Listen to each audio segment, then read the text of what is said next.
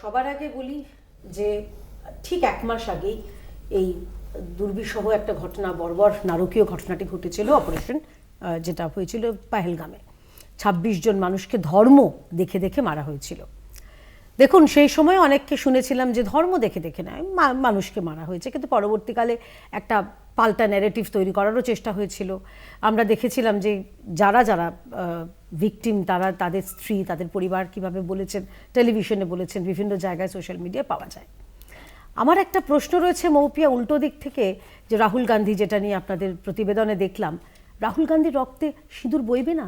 এখানে সিঁদুর নামটা কিসের জন্য? এটা প্রতীকী, অর্থাৎ যে মেয়েদের, তাদের সম্মান, তাদের চোখের জল, তাদের যে ওই দুর্দশা, তাদের যন্ত্রণা, তাদের সবকিছু, একদম সবকিছু, একটা ভবিষ্যৎ, তাদের অনিশ্চিত ভবিষ্যৎ, সব মিলিয়ে যে এই সিঁদুর অপারেশনটা, অর্থাৎ মেয়েদের, তাদের যে হৃত মানে কষ্টটা তো ফেরানো যাবে না, যারা চলে গেছেন তাদের তো ফিরিয়ে আনা যাবে না, কিন্তু তাদের চোখের জল মোছানোর জন্য এই নামটা।